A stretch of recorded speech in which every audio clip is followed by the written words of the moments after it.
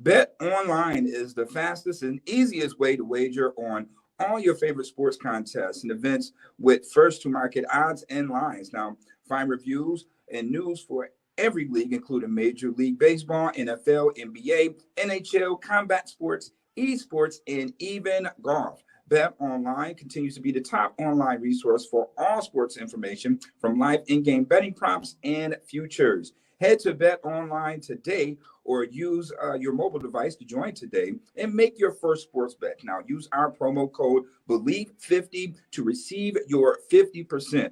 Welcome your bonus on your first deposit. Now, Bet Online is where the game starts.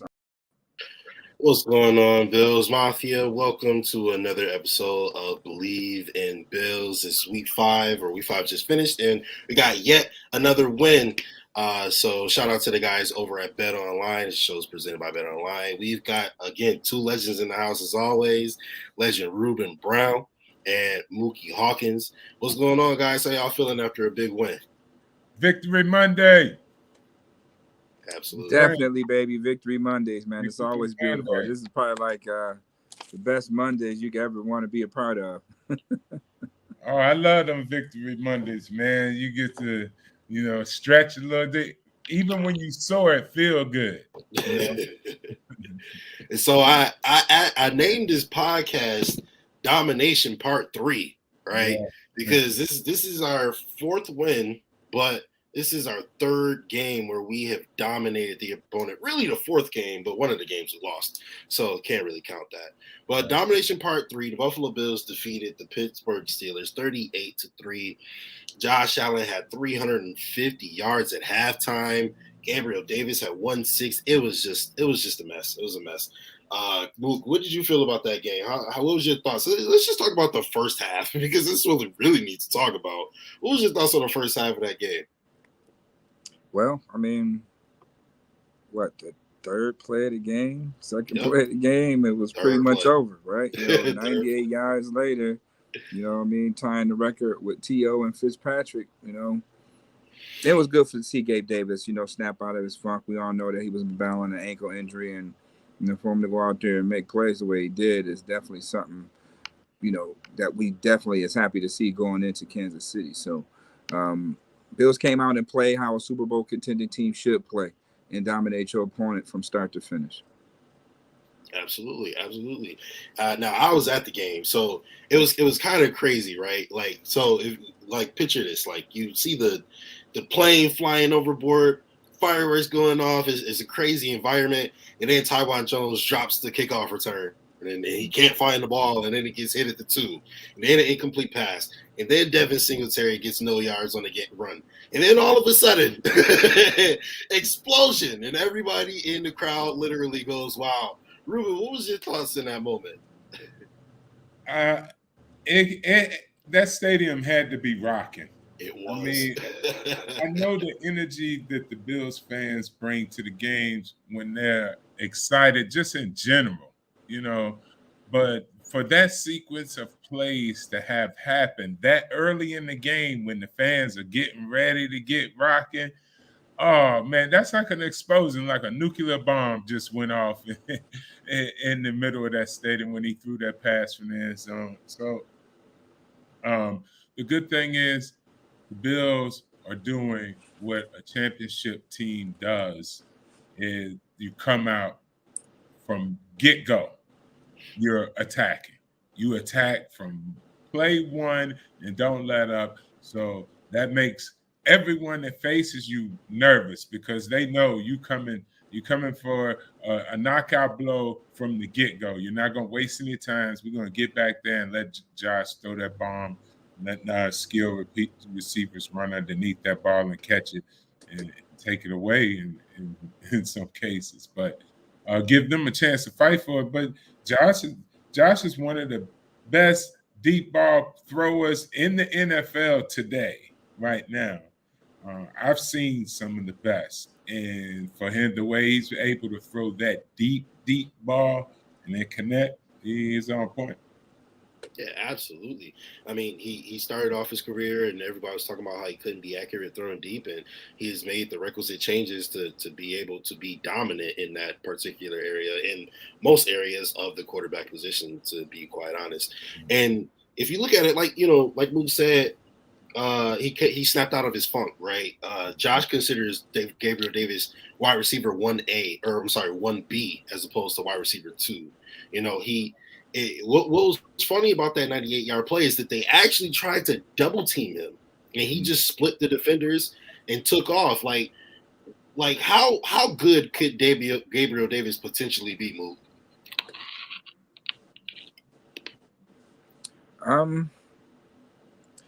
It's still scary because when you look at it, the outcome of the game, it's like, damn, they still can improve in a lot of areas. You know what I mean? Yeah, especially in the red zone. I don't know why in the hell we that's damn explosive, but when we get inside that red zone, we just can't find the right play to call for these guys to execute, or I don't know. But Tell you what's wrong.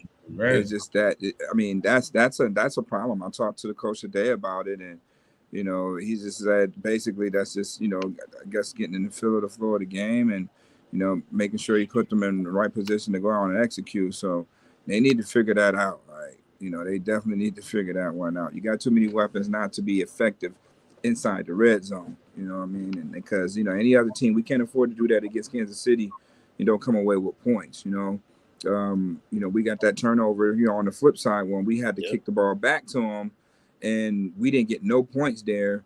Steelers go down and they score points. So gets a better team offensively, such as the Kansas City Chiefs. The Bills could have easily been up 14-0 right there. And, the outcome was the outcome, obviously. But, the Bills could have easily put 60 points up, if they just a little bit more sharper out there. So, again, this team is scary and gets scarier and scarier every week. But this team is not even at full staff. And, this is what they're doing. We talk about their quality depth. So, that stuff right now is winning ball games and some good coaching. So, minimal flaws can be corrected. I guess, we're spoiled at this point in time where we feel that the Bills should be perfect. But, yeah, that's how the K-Gun was. K-Gun was perfect. You knew what you was getting, and you was satisfied every time they went out there and did it. Hey, Rube, do you think the defense is actually at an advantage when the Bills are in the red zone because they have less space to defend? Yeah. Any offensive coordinator and anybody that plays offense will tell you it gets tougher to get the ball in the end zone the closer you get to it. It's actually easier to score from deep, because all it takes is a break, beat one or two players. You can be in the end zone. Now, when you get in the red zone, it's condensed, and so it's less room for everybody to work and more chances for crossing. Just guys can rally. It's a small box. It's like playing arena football once you're in the red zone. But the downside to the red zone is not the downside. I mean, the issue for the Bills in the red zone is hands down is the topic I constantly talk about all the time. And that's the only way you effectively become a scoring team in the red zone is because you got to run the ball. And you got to make some effective run plays. And you don't have to run it all the way into the end zone, but you have to have some effective run plays so you can even set up your passes when you're in that tight.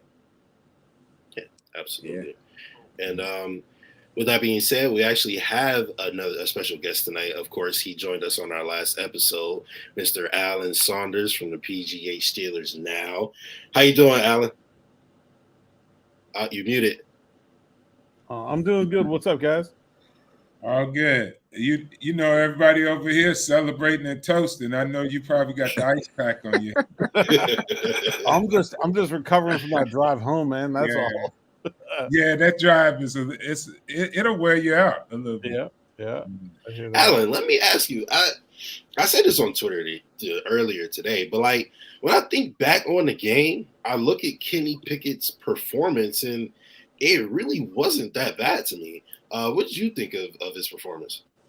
I thought he was just okay. I mean, I didn't Yeah. think that he was, great or anything, but he wasn't on a day where the Steelers had more problems than you can name in a 10-minute segment. He wasn't one of them. I mean, it was just but he was just okay to me. I thought there was a couple throws that were kind of ugly. The one interception was a really poor throw. But look, that's what you're going to have when you have a rookie quarterback. He's going to make mistakes, and I didn't. I thought they got I can tell their play calling was sort of obviously trying to build him into a rhythm with the short passing, and that was what they wanted to do. But then you get in the red zone, and sort of like Ruben was actually just saying, the field gets compressed. Okay, so now the defense doesn't have to worry about George Pickens taking the top off of it. The Steelers couldn't run the ball, so there was only so much left they had that they could do, and I felt like they got a little predictable, and they couldn't finish any drives. If they go in from the 2-yard line or whatever on the first drive, or no, I guess it was a little farther than that, but they go in from there, tie game, a little bit different. Instead, I think things kept snowballing on the Steelers because they kept falling behind, and they already weren't running the ball, and then they kept getting more and more one-dimensional. And I think as you saw as the game went on, Pickett was moving the ball well early, and then things got harder and harder. The more Buffalo was like, well, they weren't running the ball that well to begin with. Now they're trailing, so they're probably going to run it now.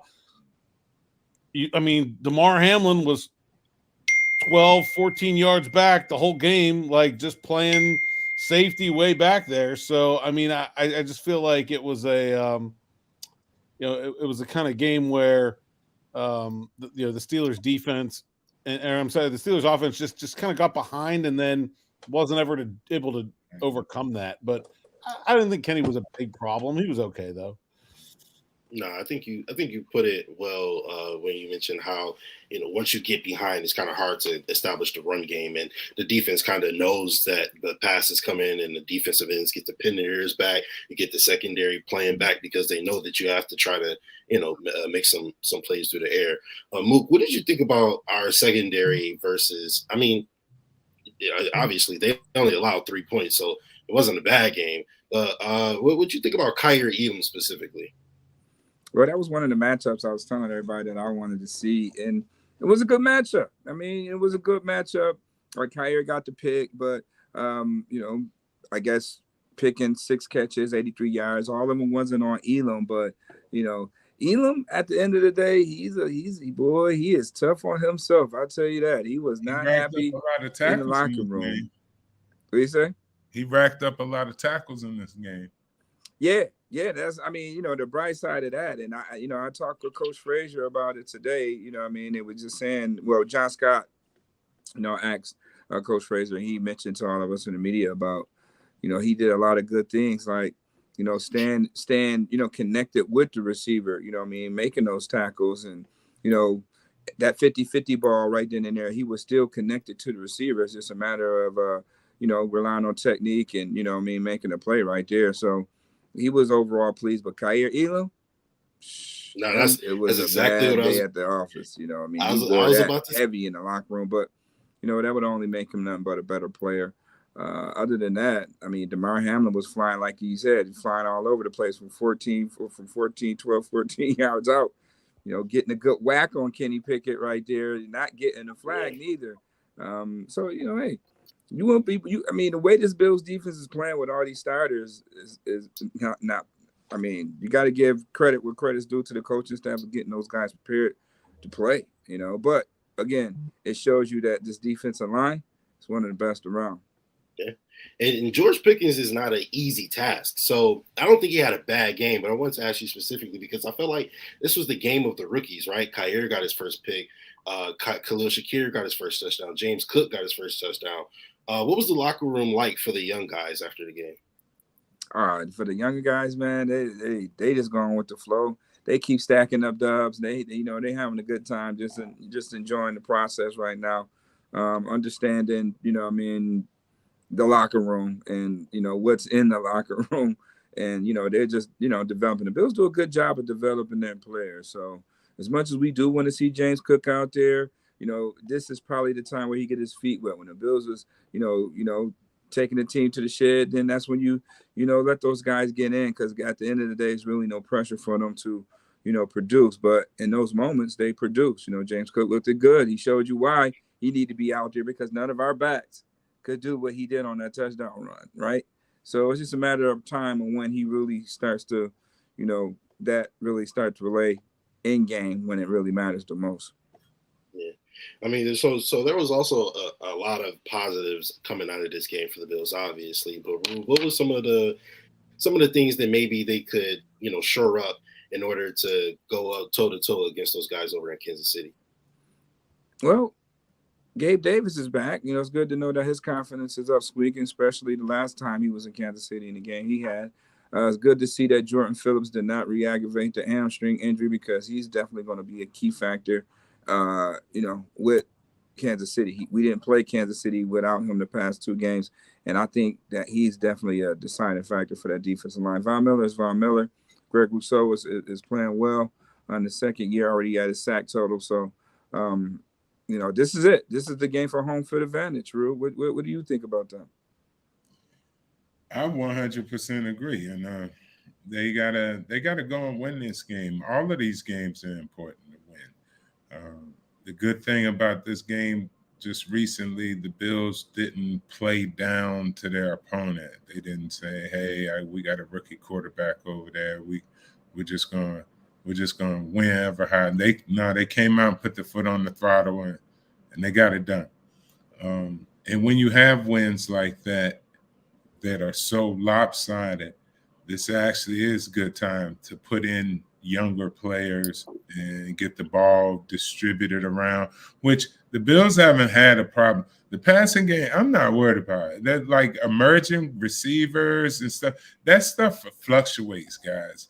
I mean, it could be one young, good receiver this week, and then the next week you're going to see the tight ends catching a whole bunch of balls. Plus, with injuries, I mean, Knox was out, right? So, Knox got back, somebody else catching, so the receiving, Josh already showed how he's distributing the ball all around and everything. But it's really nice when you have a game like Gabriel Davis, who's been injured, suffered some pain, he comes out, have a big game. All right, now we got more weapons for him to, incorporate into the system. So I think that's awesome.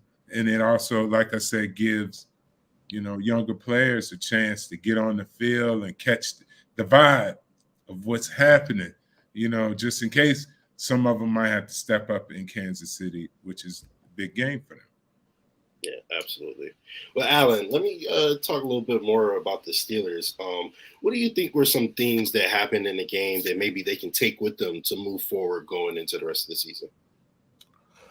I mean, it's hard on you defense. have to laugh, bro.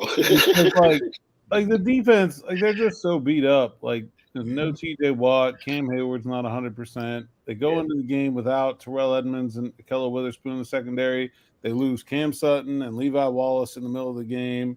Minkah Fitzpatrick was playing hurt.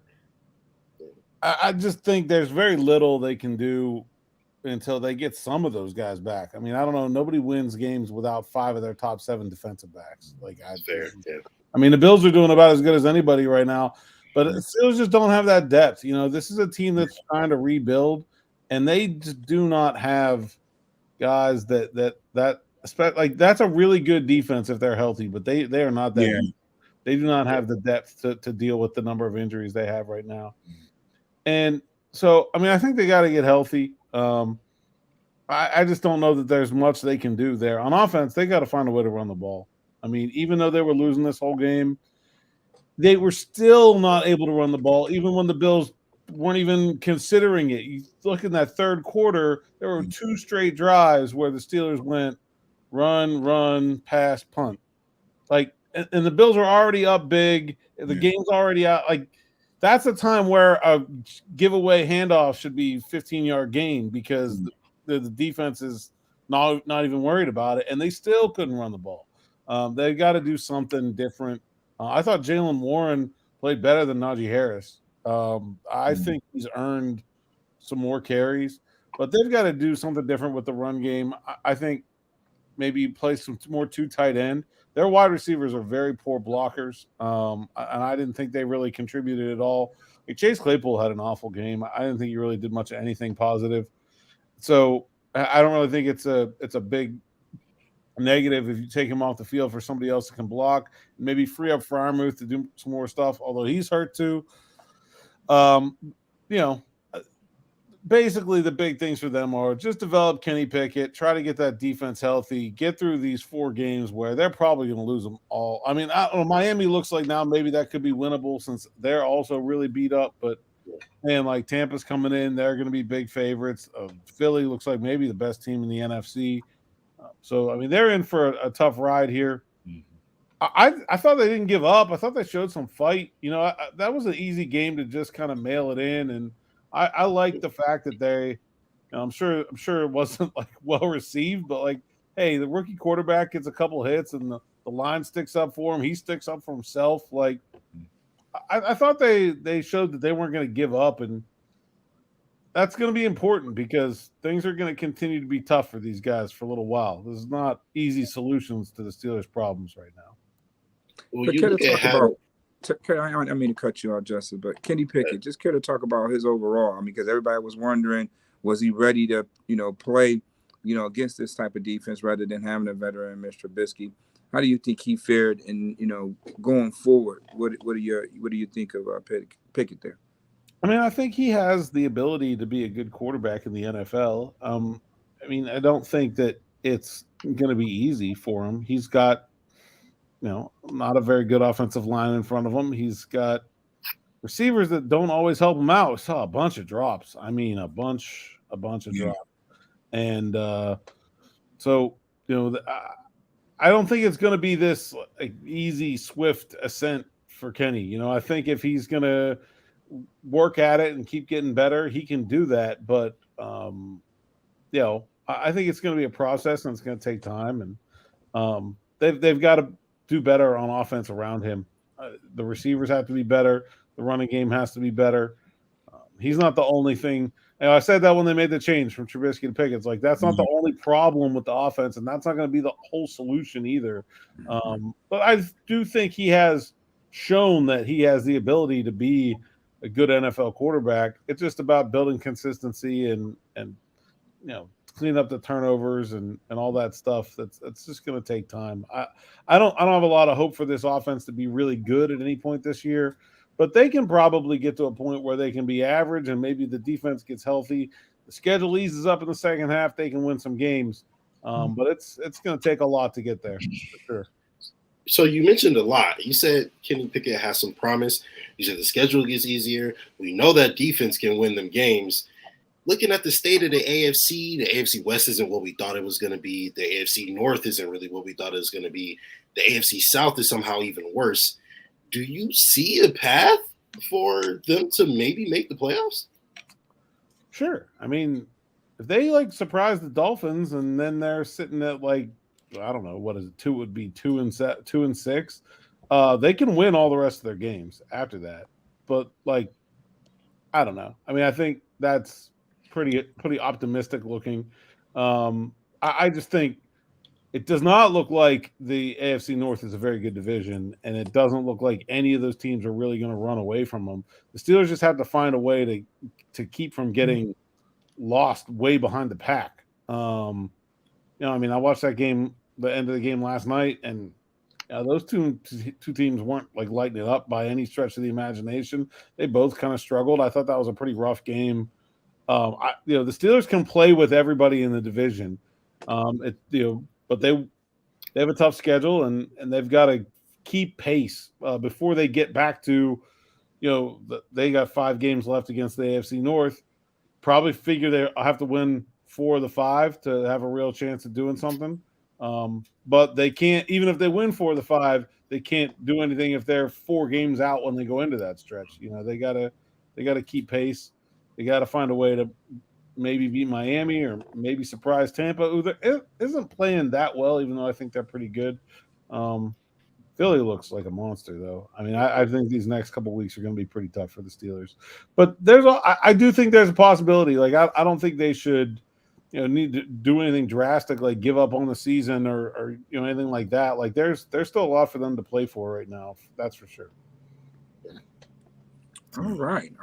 Well, appreciate you, man. You chiming in, giving us the spiel. On the Steelers, man, we hope that, hey, they can play spoiler for us down the line, man. I know Coach Tomlin got that thing together and, fix what, only he can control. So, my guy, safe travels in your journey, and we'll talk soon. Sounds good, man. Thank you. Talk to you again, Alan. All right, man. That's your boy, Alan Saunders, man. I'm reporting out of Pittsburgh. And moving on to Kansas City, Rube, what's your take, man? What you got? It's going to be a barn burner. It's going to be out there. We're going to really find out a lot about the Bills. The momentum is in the Buffalo Bills' favor, number one, because they've already got their win in the bag. Kansas City has to play tonight, and who knows how this may go because it's a rivalry game. In rivalry games, no matter how good you are or how bad the team are, sometimes, it could end up being a dogfight out here, and then they got to turn around and have the Bills come in town. So the Bills did a great job of getting ready for their next game, which is Kansas City top-notch team. I think this is a vulnerable time for the Chiefs, and this is a strong period for the Bills. And all I say left for the Bills to do is find a way to establish a running game because number one, you're going to need it as the season drives on later into the season. Even though Josh can pass through the wind and rain and everything, you just need a little run game to help himself out. And you're going to also need that on the road sometimes. You're going to need some little short runs that'll do that. Y'all hear me harping on that week in, week out. So, rundown. Ain't gonna change. It's gonna be the same thing. You're gonna hear the same thing, but really that's it, and it's really in the Bills' control. It's in their hands. But looking at the Bills, I mean, Zach Moss only had one carry, but it was 4 or 7 yards. Devin Singletary averaged 7 yards to carry. James Cook averaged 7 yards to carry. Josh Allen averaged 7.8 yards to carry. Excuse me. I mean, they don't have a consistent run game, but they've shown they could run the ball. You know what I mean? So do you think that that's something that we can maybe look forward to being more of a part of the game in Kansas City, Muki? Well, at the end of the day, we know this offense is going through Josh Allen. And, hey, they just want to, get off to fast starts. And they can get off to fast starts, then guess what? You can control the clock with the run game because now you're at a point where you're up 2 scores, 3 scores. Now it's time to run the ball to, kill the clock. So that's where you'll see the running back thrive. But at that point, James Cook is in the game getting the big carries and, the bulk of the run. So, right now, that's just what it is until they run across a team. And Kansas City is probably, I think they're number 1 in run defense. I think they only gives up about 65 yards a game. So there it is. When you look at that analytically now, Ruben, that's what teams are going with. So it's like, okay, they only give up 65 yards, then we're not going to waste time even thinking about running the ball this week. It's more attempts for Josh. Then we all know this is Kansas City Bills, so it ain't going to be nothing but a good old shootout at Arrowhead. So but Bills' defense is a little bit more better, so I'll definitely going to give them the edge. So expect to see a lot of throwing this week, Rube. I expect the Bills, they're going to throw it every time they hit that field. They're going to be gunning that jokers off the bus. Josh is throwing that damn ball. But I'm just that old uncle who said, boy, let me tell you something now. You can catch a lot of stuff with what you're doing, but you catch a whole lot more if you have a little extra in your arsenal. So that's all. And they need to be ready to go. They can't be waiting on it the last minute. We getting up, blowing teams out. All right, let's start working on that run. Let's figure out how we can establish it. You can drop back and drop bombs. So. Well, I want to ask, like, do y'all believe that we can actually have a good run game, though? I feel like we have the talent to do it. It's just like they just don't call run plays. We definitely got the talent to do it. All around. Blocking, running, the whole thing is there. You know what I mean? And them guys, them receivers, they can block too. They're not bad. And they like to hit people, and that's what people forget. Eric Moses used to love when we call a run play so he could go over there and hit one of them DBs that he been working on all game. I mean, that give them a time to loosen the DBs up some. So it's a chess match, and some people, think it's at the Magic Johnson fast break NBA. And like, no, this is chess. Real. What about you, Luke? You got any other thoughts that you think maybe the Bills need to take with them going forward into Kansas City?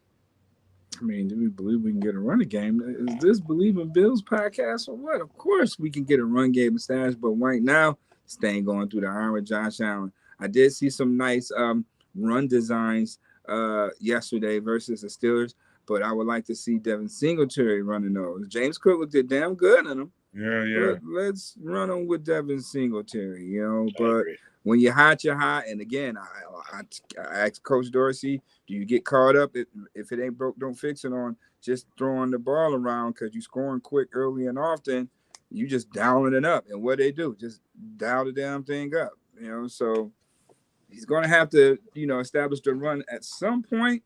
And I don't think Kansas City secondary is not going to force the Bills to run the ball. So if that happens, when they run across a team that's going to shut down their pass to the point that they have to run, if it's a team out there that's going to make them one-dimensional, you can get in cover 2 shell against Josh Allen if you want to. They didn't figure that out by now. So, pick your poison. This defense we know is going to get stops, and, it's going to be hard to stop this Bills offense. So, get your popcorn ready because we're about to, get a good glimpse of our opponent this week. And, that being said, man, we can close this thing out with a good old Go Bills, baby. Absolutely. Super excited to see his game tonight. But we will see you guys next week. And Go Bills. Bet Online is the fastest and easiest way to wager on all your favorite sports contests and events with first-to-market odds and lines. Now, find reviews and news for every league, including Major League Baseball, NFL, NBA, NHL, combat sports, esports, and even golf. Bet Online continues to be the top online resource for all sports information from live in-game betting props and futures. Head to Bet Online today or use your mobile device to join today and make your first sports bet. Now, use our promo code BLEAV50 to receive your 50%. Welcome your bonus on your first deposit. Now, Bet Online is where the game starts.